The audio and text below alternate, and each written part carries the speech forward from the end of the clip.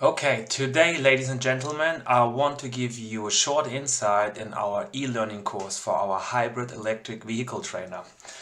As you see here now in this software, which is our own software, which was developed by Lucas Nuller long time ago, we are now basically developing a new one, so stay tuned for the absolutely new Labsoft, which will be soon hit the market. But for now, I just want to show you this awesome course, which is part of our one-stop solution for hybrid and electric vehicle training. What you see here is an e-learning course, as I said before, for our CarTrain hybrid and electric vehicle. As you see here, that's the article number, so this is connected directly to the article, and what you directly can see from the start page is that this course is aligned to the most important curriculums all around the world regarding hybrid and electric vehicle training. So we have the German DGUV, we have the UK IMI EV 123, which is also meaning the national as well as the international qualification. And of course, very important as well, we have the ASE L3 alignment for the USA. Basically, we have for all languages or more for all curriculums our own course or own course version. So when you really want to have the IMI courses, then we have this course especially aligned also from the optical side to the IMI EV courses and as well for the ASE L3 courses. But just now let's start, because the content, and that's great all around the world, is basically the same. So it doesn't matter where you drive a Tesla or where you have to repair a Tesla, it always works the same. This is why these curriculums have big parallels with each other. And so we have used that and just make one course which fulfill all requirements. When we run through the course here, you get exactly at the beginning, you start with the hybrid electric vehicle trainer. So that's the CarTrain, what you see here. Here are some differences mentioned. Very important, if it's a long time ago you have run the trainer, or it's a long time ago that you got the electric vehicle training for this trainer. Here you see how to get started. So you have really videos which show how you can get the CarTrain into operation. So it's a step-by-step, very easy to understand. Even we're showing the fault simulation, so this is showing how you measure an insulation error, and very important, how you charge the batteries as well. We have an integrated measurement tool as well. So what you see here is basically our very complex and multi-purpose measurement unit. And what you can do here is basically what you can do with a real measurement system as well. So we have here 4 different channels, which can be a 4-channel oscilloscope, what you, for example, see here. So this is now, of course, in the simulation mode, as we have not connected the CarTrain. So that means you can use the course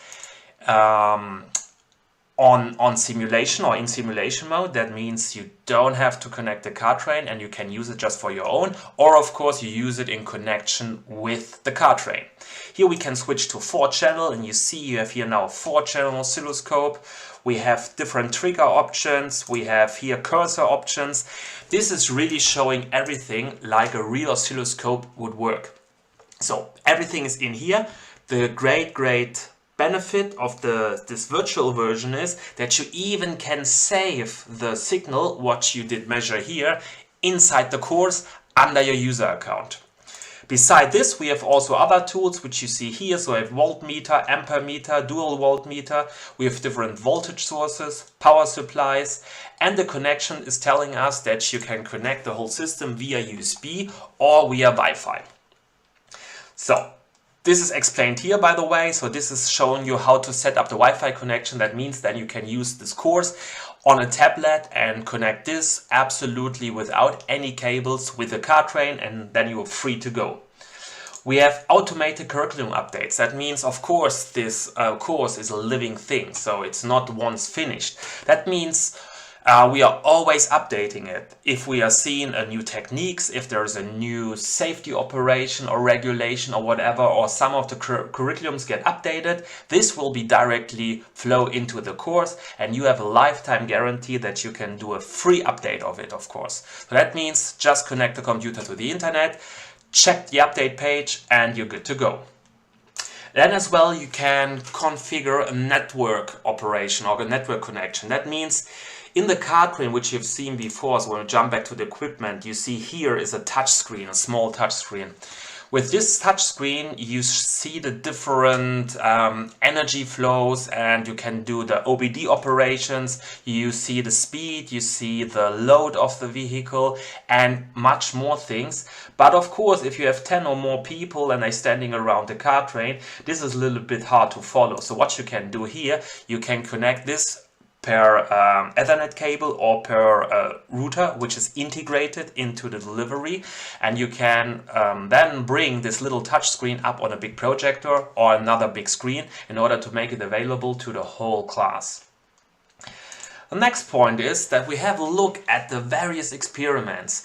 I mean, if you compare that to a real car, you see with a real hybrid electric vehicle, you can't do really, or you can't teach really well, because the operation or the task which you can do with students or non-high voltage professionals is really limited. Here you have a absolutely student-safe training systems, and a great thing about that is that you can do so many different experiments, and this is the bunch of experiments which you see here. So these are all the experiments which you can do, and if you are looking for a certain experiment, you can just use this page and navigate through it. Later on we will see how an experiment look like, for example, but these are the whole range of experiments plus list of diagnostic tasks. So these are all the faults which can be activated in the high voltage system of the CarTrain and can also be absolutely student safe done, or yeah, the students can run through it. Cool thing here as well, we have also practical task sheets. So what does this mean? We have here additional practical tasks which are completely generic. So that means you can just open these PDFs, print them out, and this works with any hybrid or electric vehicle. And the idea of these practical tasks are to have a direct link between the CarTrain and the real vehicle. So of course our training system will never replace the car. It's like the red carpet to it. So here are the links between the experiments on the CarTrain, the practical task on the CarTrain, and the real car. So further on, it starts with introduction to hybrid electric vehicles. So here are certain of, this is an introductory chapter where you just get an input of reasons for development, types of hybrid electric vehicles, identification. How can you identify if it's a hybrid, an electric, or normal combustion engine car? Furthermore, we have the identification of high voltage components and of course cables, high voltage cables. And here you see in our test area, we had certain cars which we just used to do videos to deliver the best practice and the best contents to our students or to our users. So we want to be always as close to the practice as possible, and this is why we reduce the text and we have absolutely upscaled the amount of videos and animations which we have put inside the chapters. Once you reach the end of a chapter, you see the chapter quiz. So that means at any big chapter you find a certain chapter quiz which is repeating the chapter. So that means here you as an instructor or the students of course get a feedback if the students have understood it or not. And maybe when they have clicked too much here and it's still wrong, then they should repeat the chapter obviously. Next step would be the ready mode. Here you see as well that we always work with a lot of animations, so that's really important for us. This is just about setting the car into the ready mode. And here we have different possibilities or examples out of the field, how it looks at different cars, for example. And here directly we jump to experiment. So and this is just an example. You have seen the massive amount of different experiments before. So this experiment is just one example, and I just want to show you how easy it is to run through the experiment. So at first you have the preparation. It always starts with a setup animation which shows you what you have to do with the CarTrain. So it's basically the preparation of the CarTrain. Okay, there you see, it's really step by step, absolutely easy to understand, piece of cake. In the next thing, we have carrying out the experiment. So there, of course, we don't have to measure anything here. So you get a bunch of questions, and these questions are on the one side, they are directly linked to the experiment. So they are taking you through the experiment. And on the other side, you have the evaluation question. So that means this is what you learn out of the experiment. Okay, we go on here, driver interface, there's much more. Here we have a page of the practical task where you directly would now print out the PDFs and go to the real car.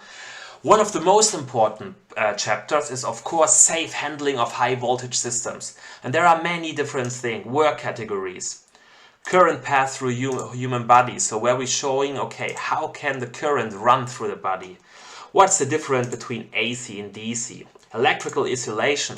And this is the video which my good friend and colleague Daniel has posted. And this is where we just want to show, like before with the Prius, but here it's now a serious thing. This is where we really want to show what can happen, why high voltage is dangerous, and why you need such a good qualification. Here in the case, there is a cable removed without interlock under load. And yeah, well, I think the video is speaking for itself, isn't it? Okay, let's go on. We have risk assessment here, famous example what happened or how the firefighters react when a hybrid car, in that case BMW i8, starts burning. We have here a lot of stuff which is related to first responders or emergency cases. But there is a new CarTrain coming as well, so we are just now in the developing of an additional CarTrain, which is just for first responders. If you go to the different curriculums, so in Germany it would be stage or level 1, what this CarTrain is then especially for, and from the UK perspective, from the IMI perspective, it would be the qualification EV 2.1, which is especially for first responders, and this is where the whole CarTrain or the whole course is just for first responders. Here we just have a little glimpse out of this topic. Very important for the automotive electrician or technician are of course the PPE, the personal protective equipment. And there we go in great detail again. Gloves, testing gloves, so there you see what should be on it. Another experiment where you really learn to check the gloves to understand what it needs to be. Safety glasses, overalls, safety footwear, fiberglass pole, lockout tags, lockout box. Here again, nice animations. You find it everywhere. It's like Eastern. On each page you can find a great surprise about what cool animation could be there. Buffer zone and warning signs. And here you have the chance directly to print out the different warning signs. Depends on the country where you are, of course. Measuring and test equipment. Okay, let's go on. High voltage disconnect procedure, another really important chapter. So where you see, we start with a practical example of the Toyota Prius, for example. How do you shut down the high voltage system at the Prius 4, for example? So yeah, here you see it, just the small steps, what I did there. Then we're talking about ignition keys, high voltage disconnect devices, very important. There are many different throughout the market. Here we have explained everything. And of course what we do here as well, closer look at the high voltage service plug, because here we are using a real service plug on this vehicle, of course.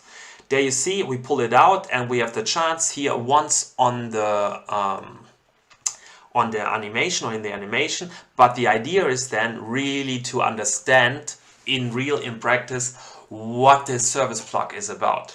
12 volt disconnect devices, here older picture from a BMW i3 and down here newer one from a Mercedes-Benz. Isolation carried out by the tester, even this can be done with our CarTrain, so you have all the necessary shutdown procedures are more or less integrated in there. Also our first responder disconnects, of course, pretty important as well. And then we jump over to the techniques, so battery systems, purpose and function, typical high voltage levels, interconnection of cells. So how are the cells interconnect with each other? Here we just repeat series connection, parallel connection, but what happens actually in the real car is a mix of both, which you see here as well. Lifespan of the cell. So that's pretty interesting if you run through that page here as well. It's showing the depth of discharge compared to the state of charge and the cycles. And it's basically when you always, when you 100% unload or deload the cell, and at the same time you have a state of charge, so you upload it up to 100%, so you use the full range basically. This is showing the full range of the battery capacity. You just have 400 life cycles, so that's pretty interesting.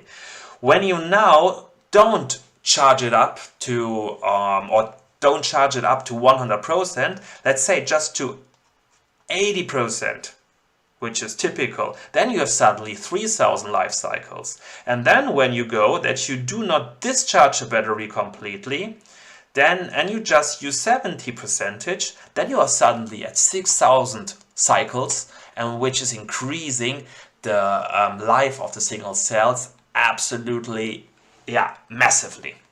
Which is, in my eyes, very interesting thing. Storage, battery hazards, thermal runaway, very interesting here again. What can happen when there's a thermal runaway? And this is a little, yeah, small battery, which you see here. But I was freaking out the first time I've seen that, how massive the explosion is. Wow. Classification of thermal problems, really, really important. Before the car get into the workshop and you are the person in charge who has to decide what happens here, you definitely have to take care. If there is any issue or probably any issue with the temperature, you have to check if you have on the one hand an electrical problem, so it's not the battery, it's just a sensor. And this can you see, for example, when you monitor the temperature and you see that just one sensor is critical and all the others are cool, basically. When we have damaged battery cells, then you will have the following thing happen. Then you see, wow, okay, there's not just one cell, there's a high load at different cells which are really heating up, and then you have to be absolutely careful, because then you're running into a thermal runaway. And once the high voltage battery caught fire inside the workshop, the nightmare begins. High voltage battery leakage, transportation, type of materials, so the different materials, of course, type of construction. Here our really nice cells of Toyota from the Prius 3, sorry guys. Round cells, Tesla for example, pouch cell. I think it's Nissan Leaf when I'm not, when I'm not wrong.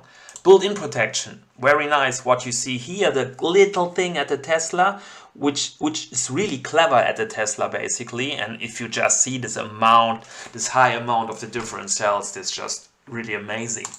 And here, this is what I said before, built-in protection. This is why you should, when you have the chance, take out the Prius 3 high voltage service plug or the Audi one. That you have a 125 amperage fuse inside the high voltage service plug.